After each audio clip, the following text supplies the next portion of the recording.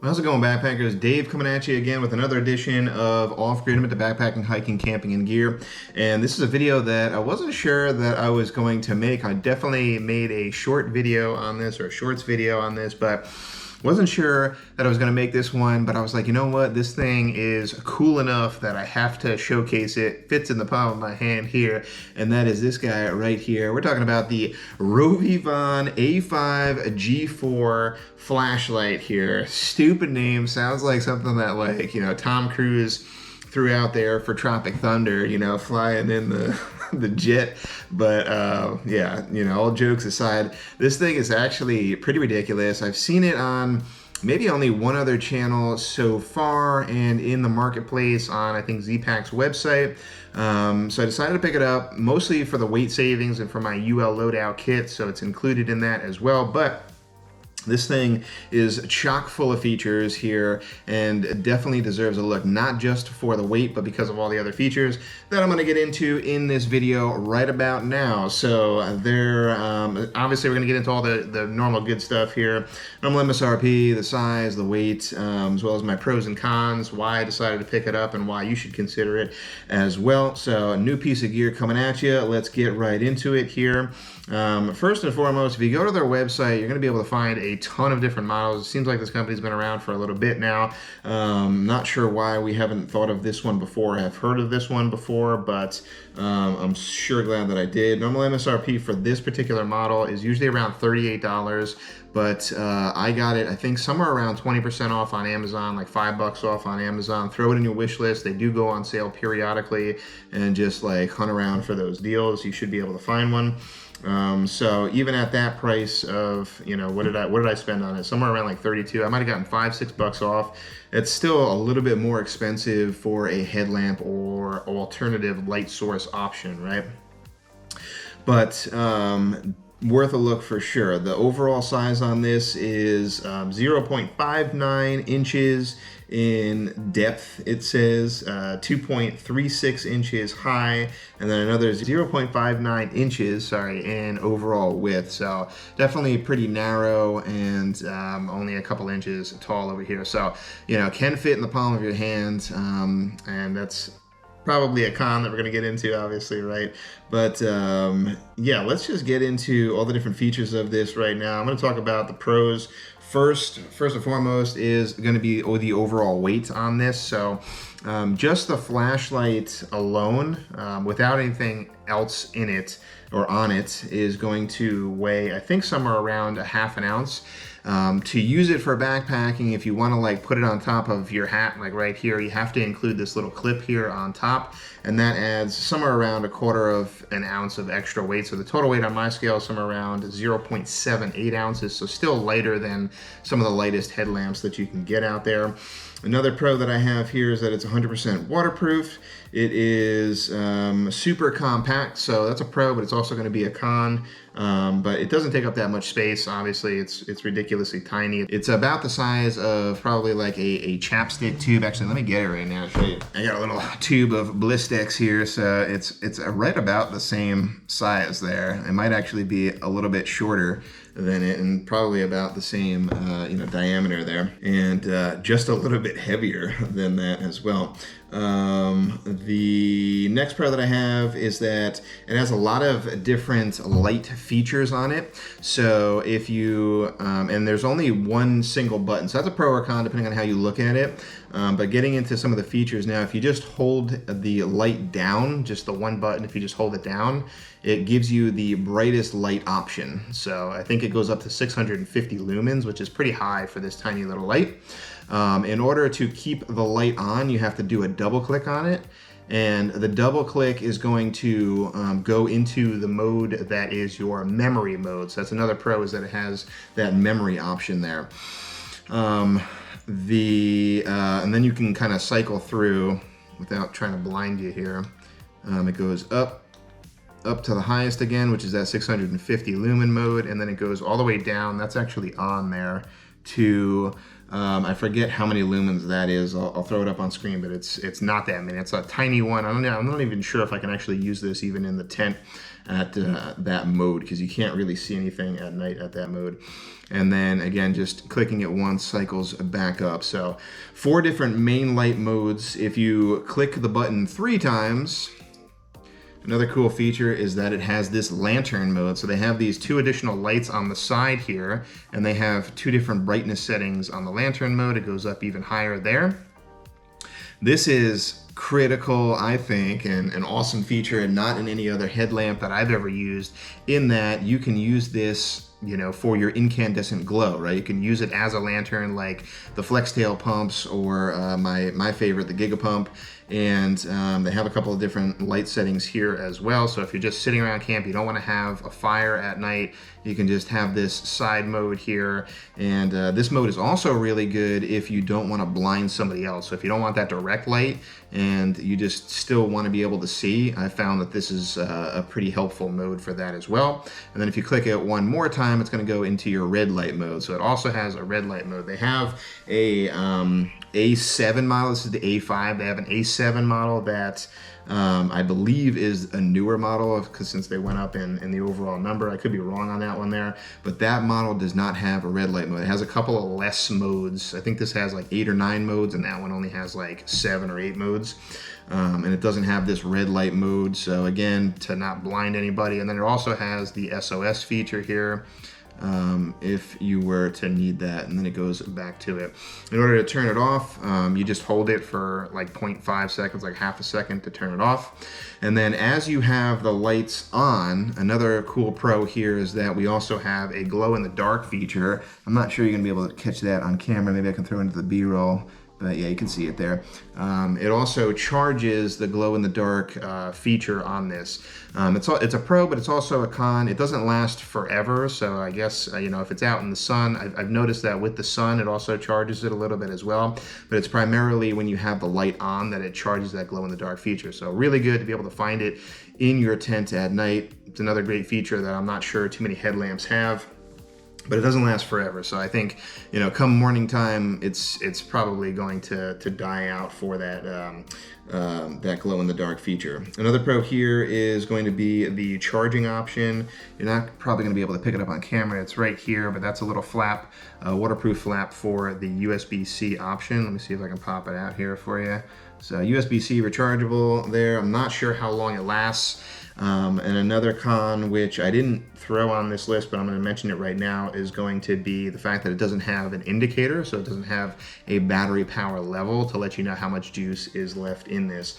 I'm not sure the overall size of the milliamps on the overall battery in this thing. If I can find it, I'll throw it on screen for you. But it's not that much. I want to say somewhere around like 600 or less. And as far as like how long it lasts, I'll try to find that and throw it on screen as well. Many different modes, so it really depends on, you know, which of the settings you're using there. And then what else? I mean, there's a lot of great features about this thing. Another pro is going to be that they have an attachment that clips to the bottom here for a key ring, but also, you can probably see it, a little loop through here. You can attach a key ring, but there's also an end cap where you can attach a magnetic base to this thing. So if you're using it like an EDC light, which I'm actually thinking about picking up another one, just throwing it on my key ring because it's so small, but they have a little cap that snaps into place, which is really nice, seems secure, and is magnetic. So you can attach it to something, you know, some piece of metal or whatever, so you can have a spotlight and go kind of hands-free with it in that way. And then the last pro that I can see here so far is going to be that it also has a lock function, which I haven't told you about as well, which is something that a lot of people look for in headlamps. So that, in order to do that, again, only one button, you have to hit it 5 times. And you're gonna see that it blinks a couple times. So if you go to hit it, it's just gonna blink again a couple times to show you that, like, I can't turn on. So I'm holding the button down, nothing's doing. So if you press it by accident, it'll just blink a couple times. To take it off again, you just hit it 5 more times. And then it'll blink 3 times to let you know that you can use it again. So that's it for the pros. Let's get over to the cons now. First and foremost is going to be this clip right here. Everything kind of hinges on this clip, and it just kind of snaps around the main body of the flashlight here. I've found that was one of the things that I was most worried about. It is pretty secure, but that is a failure point. If this thing pops off for whatever reason and you lose it, then kind of stinks. But you know, if you want to like put it on your hat, you need the clip. So if the clip goes, it's not that great. You can get replacement clips, I think, off of their website, but I don't think they're the cheapest. I think they want to charge you like 10 bucks and give you like a few of them. So if you just wanted to get one, it's not that easy to do. And one other con that I can think of here is going to be with the different modes. So the fact that like you have to hold it down in order to get that light, but you know, clicking it once does nothing. So that's definitely a con for me because, you know, primarily you want to just click it once to turn it on. You don't have to click it twice to you know, keep it in the leave on mode. But turning it off is pretty easy. I just wish that they kind of went with the one click, like rapid click in order to turn it on, because, you know, yeah, just one click does absolutely nothing. Particularly because they have that lockout feature, I don't think you necessarily need to worry about, you know, accidentally turning it on. I think that's probably why they did it, so that if it's not locked out and you accidentally hit it just once, that it doesn't turn on. But yeah, I don't know. I would prefer just like a one click on for that one. And then the other potential con here really depends on, you know what modes you end up using. I think that it's completely fine. So maybe this is more of a gray area, but in order to utilize the memory function on this, the light has to be on for a minimum of 3 minutes before you turn it off. So in order for it to remember the last mode that you're in, it's going to stay on for 3 minutes, and then you turn it off. So that's, you know, good or bad depending on how you look at it. It's, you know, if you're used to being in a lower light mode and you turn it to a little bit higher and then you have it on for 3 minutes, it's going to basically stay in that mode until you turn it off, or you just cycle down to a different light source or a different setting and then wait another 3 minutes to turn it off. So I think that's kind of annoying in my opinion. I'm not sure how much that's going to be a problem for me because I'm probably, you know, like I already memorized, you know, the mode that I want, which is, you know, this one here, which is one above that lowest setting, which I think is going to conserve the most amount of battery power, but still enable me to see at night for that focus beam. And I don't think the lantern feature conflicts with that at all either, so I don't think it's going to be a problem there, but just some things to keep in mind there. Another con here is that, again, it's going to be the overall size. Because it's ridiculously small, it's also ridiculously easy to probably lose. So, you know, you can throw like some lanyard through this if you want to, like, you know, put it around your neck or something, or make it a little bit easier to hang on to, but it's definitely a super small volume and pretty easy to lose. And then the last con that I have here is going to be the fact that, you know, this single button here kind of drives everything. So again, muscle memory, you got to remember, you know, how many clicks do I need to do, you know, how many licks to get to the center of the Tootsie Pop, right? Mr. Owl, how many licks does it take to get to the Tootsie Roll center of a Tootsie Pop? How many clicks do I need to do in order to get to what I need to get to? However, another thing that I thought of here that I can show you, I think that's pretty much it for the con. I mean, the price I think is a little bit steep. I'm used to spending only like, you know, 10 to 15 bucks for a light source, so this is definitely about double that price. However, there are a ton of great pros. So one other thing that I thought of is I'm going to show you a quick demonstration on how to just attach it to your hat here. Not that it's that super difficult to do. Just to kind of show you the tension of this clip here.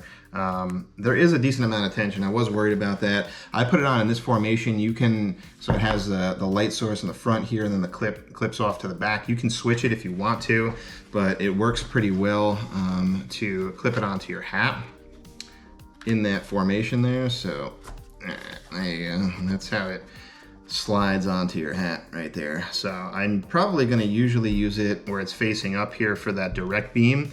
If you want to have the side light also, and the reason why I put the clip that way is this side light feature for that lantern mode is also facing out in that direction. It doesn't face all the way around, doesn't do like the 360.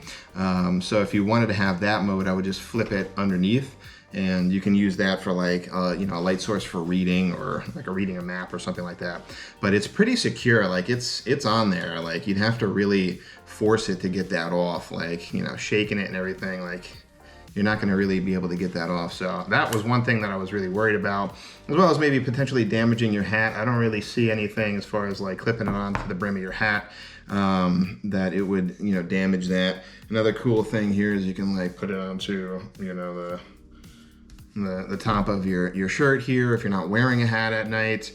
You can also use this clip for, you know, if you have a gear loop or like a hammock, like a gear nest hammock or whatever, like a top shelf kind of thing, you can easily clip that into like a loop on the inside of your tent and use the lantern mode there as well. So super versatile, multifunctional piece of gear here. And one of the biggest reasons why I picked this up, again, was for my UL loadout kit, primarily because I don't bring a pump for that kit, and my headlamp didn't have that lantern feature, right? One of the reasons why I bring the Giga Pump is that it doubles as a lantern when you're around camp and just talking or whatever. And in my UL kit, I actually don't have the FlexTail Zero pump. I think it's a little bit overrated. A lot of people are going with that, but that model doesn't have a lantern either. So if you choose to go with that, or just the pump sack like I do, and you want to be a little bit lighter, then definitely give this a look. I think this is something that not a lot of people are talking about, and I wanted to shoot this video to try and get this out there as quickly as possible, because I do think that these are going to become more popular in the near future, hopefully. I mean, for me, I think it works great. So can't wait to get this one out in the field. Thanks for watching this week on this first look. If you have any other questions on this guy, let me know in the comments down below. But again, thanks so much for watching, guys. Remember, if you headed off grid, make sure you do your research and you make it a safe one, and I'll see you on the next one. Come on, trash man.